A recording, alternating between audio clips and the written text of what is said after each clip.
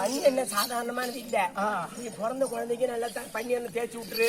கடைசி வரையும் அதாவது நல்ல கூந்தலாவே இருக்கு. நிஜமா பனி எண்ணெய் சாதாரணமானது இல்ல. நான் பன்னி எண்ணெய் தடவி தடவி தான் போன வருஷம் எப்படி சுண்டு விட்டுருந்த பாத்தியா? ஆமா, அதெல்லாம் பன்னி எண்ணெய் தடவி வந்ததுதான். ஏண்டி அதனாலே உலகத்துல நல்ல பேரா வைப்பாங்க. உனக்கு பொதுவு குந்தாணின்னு பேர் வச்சிருக்காங்க. ஊர் பொதுவுல இருக்கிறதுனால யாரு வேணாலும் குத்தலாம், யாரு வேணாலும் செல்லைக்கு படைக்கலாம். அப்படின்னா எனக்கு ஒண்ணு விளக்கம் புரியல. செல்லியா உனக்கு விளக்கம் புரியலையா? அப்படி விளக்கமா கேளு. இப்ப இங்க வந்து ஆட்டம் ஆடுறோம். ஆமா, ஐயா போன வருஷம் ஆடணும். ஐயா செல்லியாத்தா என் கடமெல்லாம் கட்டிக்கிட்டா உனக்கு ஒரு கோயில்ல ஒரு மாவிடிக்கிறேன், பொங்க வைக்கிறேன் அப்படின்னு வேண்டுதல வச்சுக்கிறேன். வேண்டுதல வச்சுட்டு போயிட்டு சரி பெத்தனாயம்பலத்துல இருந்தா உரல திட்டு மாவிடிக்க முடியாது. ஊர் பொதுவுல மகராசனோட சேர்ந்து உரல உலக வாங்கி போட்டுருப்பாங்க. அரிசி வாங்கிட்டு வரோம், உரல போட்டு இடிக்கிறோம், செல்லியாக்கி படைக்கிறோம். ஊர் ஒரு பொதுல போட்டதுனால பொதுவு குந்தாணி அந்த மாதிரி. இப்பெல்லாம் புருஷன் குடிச்சு புட்டு வந்து அடிக்கிறானோ இல்லையோ இவங்க புனைகிட்டு ஒரு அடி அடிச்சாவே புனைகிட்டு அவன் அப்படி போடுறாள். இவன் பொண்டாட்டி போன துக்கத்துல 3 கோட்டரை குடிச்சுட்டு இவன் குப்பிடிக்கப்படுத்துக்கிறான் மாரியா கோயில்ல. அவன் குடும்பம் விளங்குமா? விளங்காது. அதுக்கு தான் இந்த ஊரு கோயில் பூசாரி தர்மகர்த்தா தலைவர்ல சேர்ந்து புள்ள நீ செல்லியா கோயில்ல போய் பொதுல உக்காந்துக்கு. எந்த குடும்பத்துல சண்டை வருதோ எந்த குடும்பத்துல சண்டை வருதோ எந்த பொம்பளை புனைட்டு போறாளோ அந்த குடும்பத்துல நீ போய் 10 நாளைக்கு இருந்து குடும்பம் நடத்து. அதுக்கு பேர் தான் பொதுவு குந்தாணி அப்படின்னு இந்த ஊர் தலைவர் சொன்னாரு. மவராச என்னைக்கு சொன்னாரோ அன்னைக்கு அந்த அக்கா புனைட்டு புடிச்சு அடி தத்திரி முடிச்ச முண்டை. இந்த ஊரு தலைவரை நான் தான் வச்சிருந்தேன். அறிவு கட்டவள. ஆமா, அப்புறம் என்னாச்சு? என்னை வச்சுக்கிறதுக்கு முன்னாடி அவர் 75 கிலோ இருந்தாரு. என்கிட்ட 10 நாள் இருந்தாரு. அதுக்கப்புறம் 50 கிலோ தான் இருக்காரு. அந்த சட்டை பூரா நீ வாங்கி விட்ட பழகுதே. ஊர் பொதுல வச்சதுனால பொது குந்தாணி. சரி, பரவாயில்லடி. சரி, அதெல்லாம் போகட்டும். நல்ல அறிவாளியா இருக்கிறேன். ரொம்ப அழகடி. ஒன்ன மாதிரி பின்ன எப்படிப்பட்ட அழகு? என் அழக பார்த்து இந்த ஊர் சக்கரத்துல புறாம பிடிக்கலாம். ஆமா, நாளைக்கு ஏரி வேலையில கருப்பு கட்டில போய் என்ன மாதிரி நடந்து பார்க்கணும். ஆமா,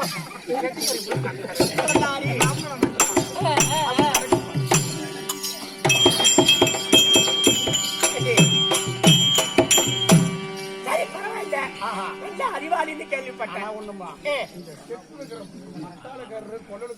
மத்தாளக்காரரு தாளக்காரர் எல்லாம் தெரியுமே நினைக்கிறேன். எப்படி எந்தெந்த செட்லயும் போய் பார்த்தேன். இந்த மாதிரி மகாராஷ்டிரா கிடைக்க மாட்டேன். ஆமாமா, ஏன் அப்படி?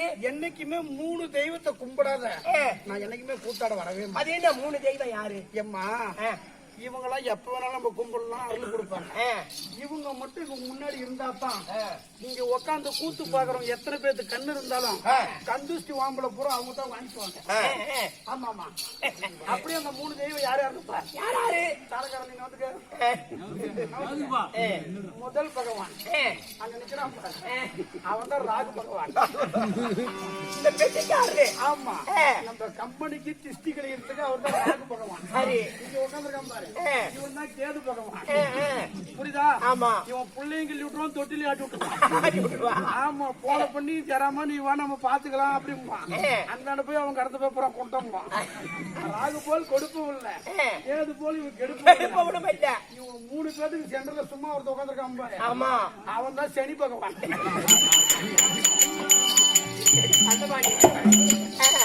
அந்த பகவான் இருந்தா தான் நம்ம நல்லா தொழில் செய்ய முடியும். ஆமாட்டா, ஒரு பெண்ணா பிறந்தா அறிவோட இருக்கணும். சரிமா, நல்ல அறிவாளின்னு கேள்விப்பட்டேன்.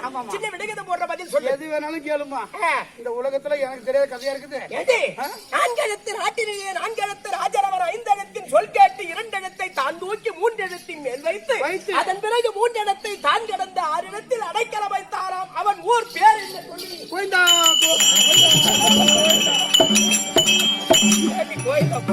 அத போட்ட வாயா கீழே வீழ்ந்தா. கதை சொல்றேன்ட்டு நீ படி எங்க ரயில் போட்டி போற கதையா சொல்லி எனக்கு எங்கம்மா தெரியும். அறிவு கேட்டவள இவ்வளவு விளக்கமா சொல்றேன், புரியலையா? 3வது படிக்கும் போது முட்டைக்கு விளக்கம் கேட்டு தெரியாதனாலதான் நான் 3 வருஷம் முட்டைக்கு விளக்கம் கேட்டு தெரியலையா?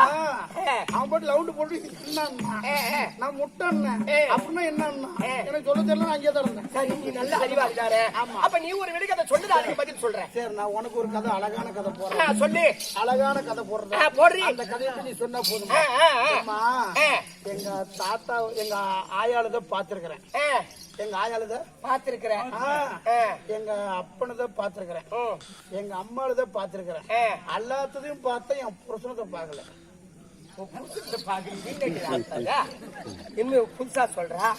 சரி பரவாயில்ல, நீ பொம்பளைதான், நல்ல அடக்கமான விடுகதை போட்டிருக்கிற. சரி நான் சொன்னதை நானே சொல்லிடுறேன், நீ சொன்னதை நீயே சொல்லிடு. ஆனா புருஷன் பாக்கல தவிர எனக்கு 3 புள்ள இருக்குது. ஐயா கன்றாய் புடிச்சவளா, புருஷனை பார்க்காத எப்படி 3 புள்ள இருக்கும்? நீ உன் கதை சொல்லி என் கதை புரிஞ்சு பாக்க. நான்கெழுத்து நாட்டிலேயே நான்கெழுத்து ராஜராமன் 5 இடத்தில் சொல் கேட்டு 2 இடத்தை தான் தூக்கி 3 இடத்தில் மேல் வைத்து 6 இடத்தில் அடைக்கல வைத்தாராம். அவன் ஊர் பேர் என்ன? அப்படி என்ன விளக்கம்? 4 எழுத்து உள்ள நாடு எது? எது சொல்லு? 4 எழுத்து உள்ள நாடு என்னடா? 4 எழுத்து உள்ள நாடு தேவடியா குப்பம். அது 4 எழுத்து உள்ள தேவடியா குப்பம் அடியாது, அது ஏவரடியார் குப்பம். அம்மட்ட கொல்ல மேடு. ஐயோ, அது அம்மன் கொல்லை மேடு. அர்த்தத்தை அர்த்தமாக்க கூடாது. உளுந்து பேட்டை அதெல்லாம் இல்ல, உளுந்து பேட்டெல்லாம் இல்ல. 4 எழுத்து உள்ள நாடு இலங்கை. ஓ எங்கை. இலங்கை தான். அந்த 4 எழுத்தை ஆளக்கூடிய அரசன் யார்? ராவணன். ராவணன். ஆமா. இவருக்கு 4 எழுத்து, நாட்டிற்கு 4 எழுத்து. 5 எழுத்தினுடைய சொல் கேட்டு என்றால் ராவணன் தங்கை சூர்பனகையினுடைய சொல்லை கேட்டு 2 எழுத்து என்று சொல்லும்படியான சீத்தையை தூக்கி 3 எழுத்து என்று சொல்லும்படியான ரதத்தின் மேல் ஏத்தி 3 எழுத்து என்று சொல்லக்கூடிய கடலை தாண்டி 6 எழுத்தில் அடைக்கல வைத்தாரம் என்றால் அசோகவனத்துல கொண்டு சிம்சுகா மரத்தின் அடியிலே அந்த அம்மனை அடைக்கல வைத்து விட்டானாம் ராவணன். சரிம்மா. அப்படி ராவணன் அடைக்கல வைத்து அவன் தங்கை மகனாகிய, அதாவது விபூஷன் மகனாகிய உத்தரி, அதாவது ருத்தரி துர்ச்சடையை காவல் வைத்திருந்தாரா. அப்படி காவல் வைத்திருந்த நேரத்திலே சத்தப்படாதீங்கண்ணா, இந்த சீத்தை அம்மனானது அடடா என்னை ராமபிரானை விட்டு பிரித்து விட்டாரே இந்த ராவணன், எப்பொழுது அவர் வருவாரோ என்று அந்த அம்மன் அழுது புலம்பிக் கொண்டிருந்ததா அந்த மரத்தடியிலே. அப்பொழுது இந்த திருச்சடை அம்மனானது ஒரு பெண்ணிற்கு பொண்ணு பிழை நினைப்பாங்களா? எப்படி இருந்தாலும் துஷ்டனுக்கு பிறந்தாலும் அவர் துஷ்டனுக்கு பிறக்கல, நல்ல மனிதனுக்கு தான் பிறந்தா. அந்த பெண்ணிற்கு ஆறுதலை சொல்ல வேண்டுமே என்று எம்மா அடி நங்கை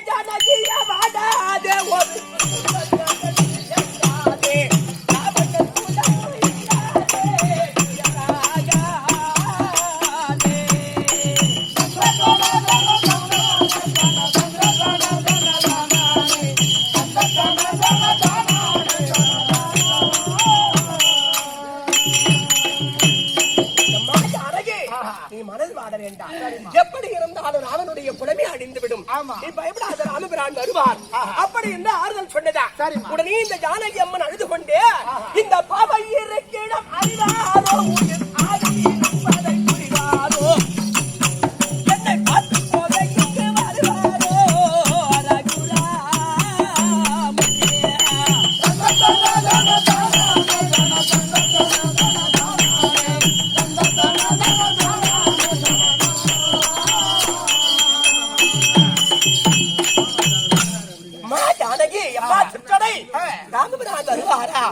என்னை எப்பொழுது வந்து கண்டு போவாரா? அப்படி என்று இந்த அம்மனானது அழுது கொண்டே சொன்னதான். உடனே ராவணன் அந்த இடத்திற்கு வந்து விட்டான். கொண்டு அடைக்கலமற்ற நாள் முதலாக அந்த ஜானகிடத்திலே ஓடி வந்து சீத்தை அம்மனை அடியே சீதா, அடியே சீதா, என்னை கட்டி அடைத்திட வாராயோ, என்னை கொண்டு அடி கட்டழகி அடி சீதையாரே என்னை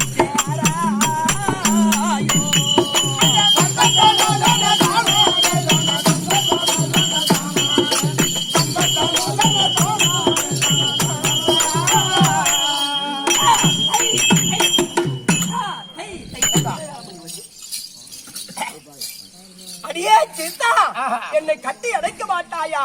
என்னை ஒரு முத்தம் கொடுக்க மாட்டாயா? அப்படி என்று ராவணனானவன் சீத்தை அம்மனை கேட்டானா. உடனே அந்த சீத்தை அம்மனானது அடப்படுபாவி, இப்படிப்பட்ட வார்த்தையை கூட கேட்கும்படியாக எனக்கு சூழ்நிலை ஆகிவிட்டது. அட ராஜத பையலை அங்காதே அரசாட்சி போகாதே இந்த ராவணன் குலமுயிடாதே அடியா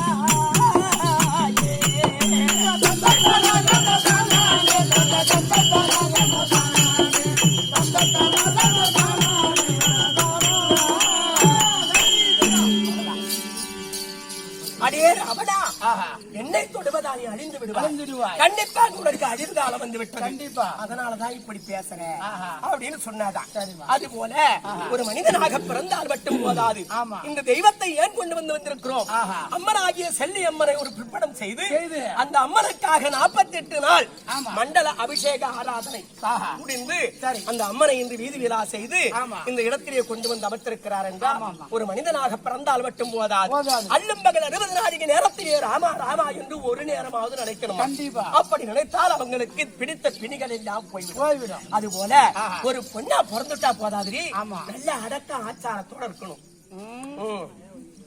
இனிமே எங்க அம்மாத்த பார்த்தேன், பாட்டித்த பார்த்தேன். என்னடியது நீ இந்த செருங்கூர் இந்த பைபாஸ் ரோடு போகுது, கள்ளக்குறிச்சி போற ரோடு, அதுல போய் நின்னு கையை காட்டு.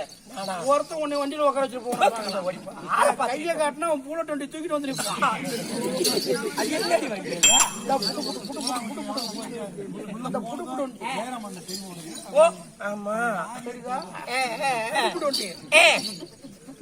அப்படின்னு வந்துருவாங்க. பின்னாடி உட்காந்து அவன் இடுப்ப கட்டி பிடிச்சி ஏறி இறங்கி நிக்கிற கராக்கியாட்டுக்குது. டோல்கேட்ல கை தட்டோடைய வந்துட்டு போறவாரே நீங்க வந்து இருப்பீங்க.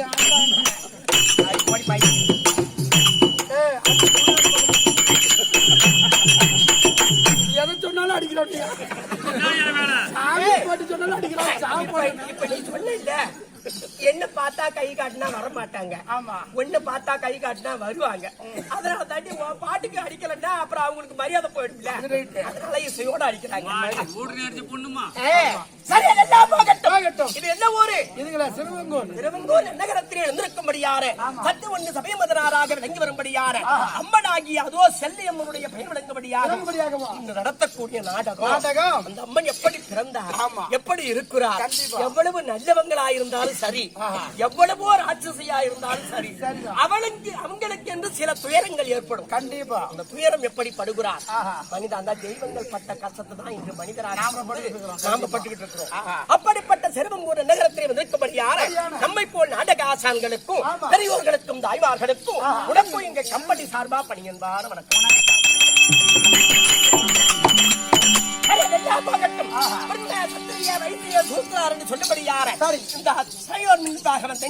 நான் யார், என்னுடைய நாமதியை வைத்த எப்படி பிறந்து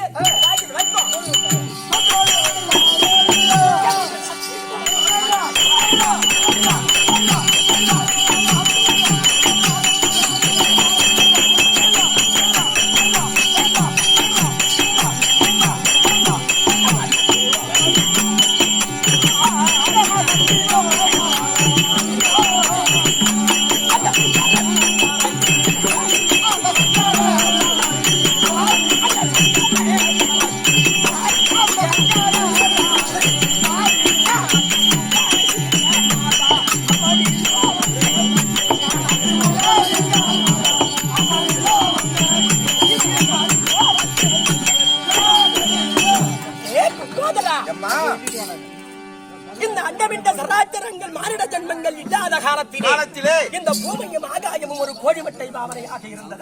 12 நாள் வெடித்து மேல்பாகம் அண்டமாகவும் கீழ்பாகம் பரந்த பூமியாகவும் மாறிவிட்டது. நடுவிலே அகோர ரூபத்துடனே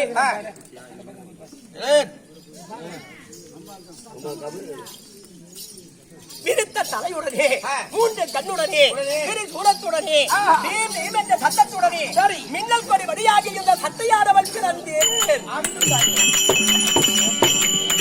அப்படி சத்தையாக பிறந்து எங்கு பார்த்தாலும் மானிட ஜென்மங்களே கிடையாது. அப்படி என்று பல பிண்டங்களை எடுத்து சாம்பலாக்கி லிங்காதாரம் செய்து அந்த லிங்கத்தின் மீது பிரம்பும் தீர்த்தமும் கொட்டி தட்டி பூஜை செய்தேன்.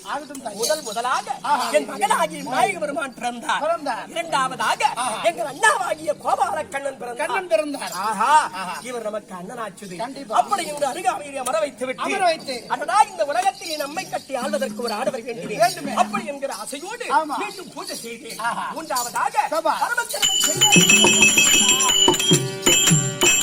என்று ஈசன் தோன்றினார். அப்படி பெண்ணே என்று பிறந்தவுடனே அவரை பார்த்ததுமே எனக்கு காமம் அதிகரித்து ஓடி கட்டி அறையலாம் என்று ஓடினேன். கங்கா பொறு பொறுமா எங்க அண்ணன் ஓடி வந்து வழிமறித்தார். கண்டிப்பா கங்கா உன்னை பரமக்கடவுள் வணக்க வேண்டுமானால் ஆமா. உனக்கு 3 கண் இருக்கிறது. ஆமா. உன் நெற்றிக்கண்ணை எடுத்து பரமக்கடவுளுடைய நெற்றியிலே பொருத்தினார். பொருத்தினார். அவரை உன்னை மறக்கத்தக்க மகாரனாவார். ஆமா. அப்படி என்று தெரிவித்தார். அவர் பேரில் இருந்த ஆசையினால் என்னுடைய நெற்றிக்கண்ணை பிடுங்கி பரமக்கடவுளுடைய நெற்றியிலே பொருத்தினேன். கண்ணை பிடுங்கி இடத்திலே ரத்தம் சீறி அடித்துக் கொண்டு வந்தது. அண்ணனாகிய கோபால கண்ணன் வலது கை பெருவிரலை வைத்து அடைத்தார். அதுதான் இந்த பெண்கள் அணியக்கூடிய பொட்டி நிஜமாக வந்துவிட்டது. உடனே பார்த்தார் அண்ணாவாகிய கோபால கண்ணன் கஞ்சாடை செய்து நெற்றிக்கண்ணை திறந்து பரமக்கடவுள் என்று எரித்து சாம்பலாக்கி விட்டார். இப்படி எரித்து சாம்பலாக்கிய உடனே அகோரமாக உருவம் நீங்கி மீண்டும் அழகான பெண்ணாக உருவெடுத்து பரமக்கடவுளையே மணந்தேன். என்று எப்படி வந்தேன் தெரியுமா?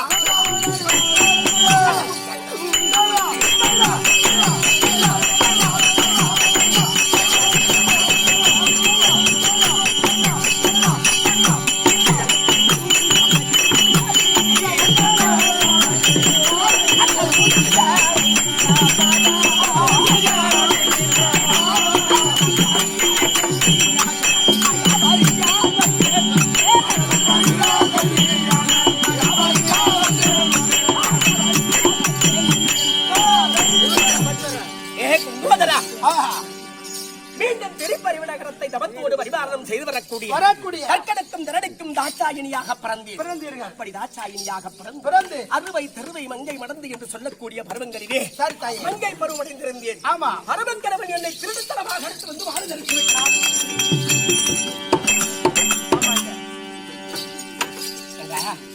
பரமக்கடவுள் திருட்டுத்தனமா கூட்டிட்டு போயிட்டாரு. சத்தனாஜிமலத்துல இருந்து பணம் கொடுக்காத பஸ் ஏறி வந்த நான் திருடனா பஸ் திருட்டு பஸ்ஸா? நீதான் திருட. நான் தானே திருட பணம் கொடுக்காத வந்தேன். பரமக்கடவுள் உன் கைய புடிச்சு இழுத்தாரு. ஐயோ இவன் என் பருப்பு எடுக்க வரான்,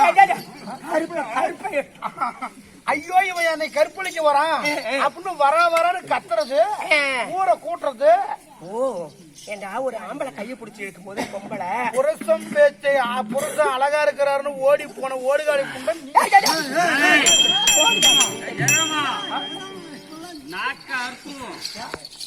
என்னடா பேச்சுது? ஓடுகாலி முண்ட நீ ஓடுனது நீ தப்பு பரம கடவுளுக்கா? நீ பண்ணன வேலை என் தங்கச்சி பரியாரி பாண்டவன் கூட தெரியுமா? என் வாழ்க்கை 16 போயிருச்சு. என்னடா சொல்ற? அப்படி எப்படிடா போச்சு? அதனாலதான் இந்த கோபத்துல நான் சொல்லிவிட்டேன் தெரியுமா? சாமி ஓடுது.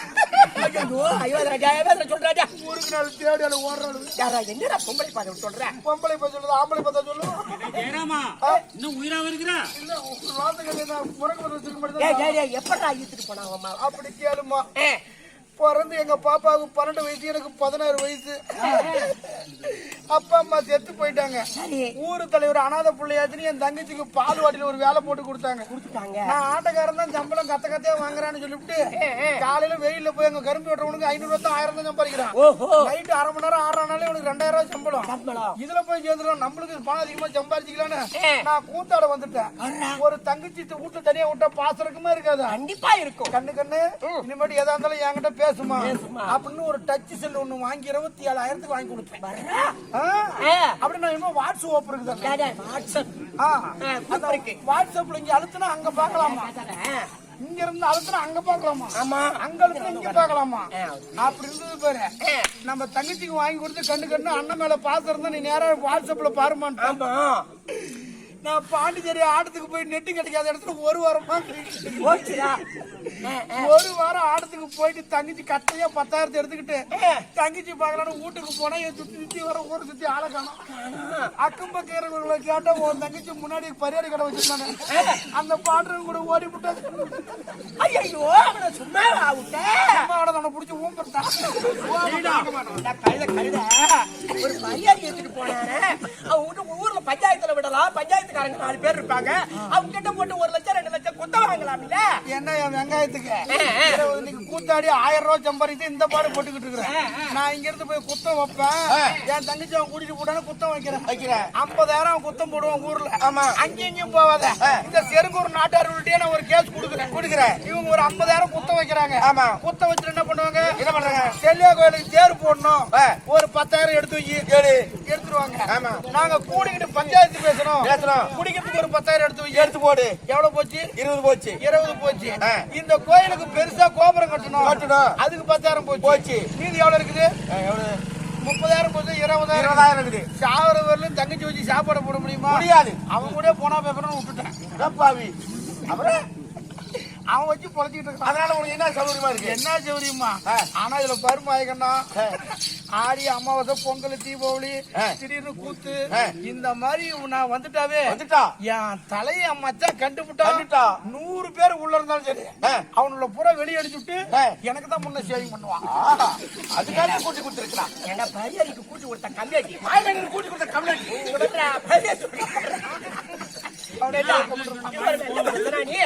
இந்த மாதிரி செய்யலாமா? பரமக்கடவுள் திருடத்தனமாக அழைத்து சென்றாரே தவிர தந்தைக்கு கோபம் அதிகரித்து விட்டது.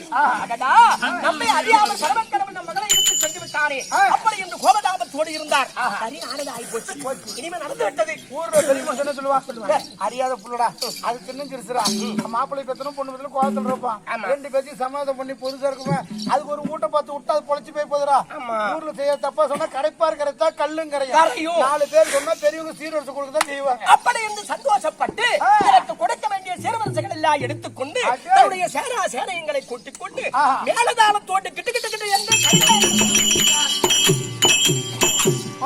நம்ம மௌல பாக்கலாமே, ஒண்ணு கண்ணு வளர்த்துமே அப்படி சொல்லி சீர்வரிசை கொடுத்து வராங்க. பரமக்கடவுள் அமர்ந்திருக்கிறார். வந்தாங்களே எங்க அப்பா அம்மா. ஆமா, எல்லாத்தையும் இறக்கி வைக்கலாம். மருமகனே என் மகளை ஏத்துக்கணும் வீட்டு கூப்பிட்டு இருந்தா அவர் ஏத்துக்கிட்டு இருப்பாரு. கேட்டுக்குங்க ஆயா. என்னடா சீர்வரிசை கொண்டு வந்து மருமவங்க அல்ல விழுந்து கும்பிட்டு என் மகளை ஏத்துக்கணும், மாமனார் வந்து மருமவங்க அல்ல விழுணுமா? கடவுளே, அந்த காலத்துல மாமனார் மருமவன் வரான்னு சொன்னவே மாமனார் முன்னாடி நிக்க மாட்டாரு. மாமனார் வராருன்னா மருமவன் முன்னாடி நிக்க மாட்டாங்க. இது பயத்துக்காக இல்ல, ஒரு மரியாதைக்காக. இப்பெல்லாம் அப்படி கிடையாது. மாமனார் மருமவனும் ஒரே கிளாஸ்ல குடிக்கிறானுங்க. ஒரு பொண்டாட்டி பார்க்காத குறத்தான் தவிர மீது எல்லா வேலையும் பண்றானுங்க. போதை போட்டுக்கிறானா, என்னங்க மாமா உன் புள்ள இப்படி பண்ணுதுங்க அப்படின்னா போதை தெளிஞ்சு போச்சுன்னா இந்த ஒக்கால வலிக்கு நான் அப்பயே கொடுக்க கூடாது, இந்த தேவடியா கேட்டலா அப்படி மாத்தி மாத்தி பேசுவோம். ஒரு பெண்ணிற்கு பிறந்த வீடா புகுந்த வீடா என்று கேட்டால் பிறந்த வீட்டு பெருமையை விட புகுந்த வீட்டுக்குத்தான் பெருமையை தேடி தருவார்கள். கண்டிப்பா அந்த அர்த்தத்தில் சொன்னேனே தவிர என் தாய் தந்தையரை பார்த்து பரம கடவுள் மதியாமல் வந்திருக்கிறார். மீண்டும் என் தந்தைக்கு கோபம் அதிகரித்து விட்டது. நம்மை அறியாமல் நம்மகளை இழுத்து வந்து விட்டு மற்றவனுக்கு மரியாதை கொடுக்காமல் வந்திருக்கிறானே இந்த பரம கடவுள். இவன் இனி நமக்கு மருமகன் அல்ல, இவன் இறக்க வேண்டும். அப்படி என்று அங்கிருந்து திருப்பறிவ நகரம் சென்று ஒரு மரண யாகமானது நடத்துகிறார். ஈசன் ஒளிக தர்க்கன் வாழ்க, ஈசன் ஒளிக தர்க்கன் வாழ்க. அந்த மரணையாக நடத்திய உடனே பரமக்கடவுளுக்கு உபத்திரங்கள் தாங்க முடியவில்லை. என்ன செய்வது என்று அறியாமல் தெரிந்துக் கொண்டிருந்தார். நான் பார்த்தேன், சாமி எனக்கு விடை கொடுக்க, என் தந்தை நடத்தக்கூடிய யாகத்தை நான் நிறுத்தி வருகிறேன். என் வார்த்தையை மீறி நீ போக வேண்டும். உனக்கேற்ற மரியாதை உன் தந்தை செலுத்த மாட்டார். அப்படி என்று பலமுறை எடுத்துரைத்தார். அவர் வார்த்தையை மதிக்காமல் யாகத்தை விட்டு இறங்கி ஓடினே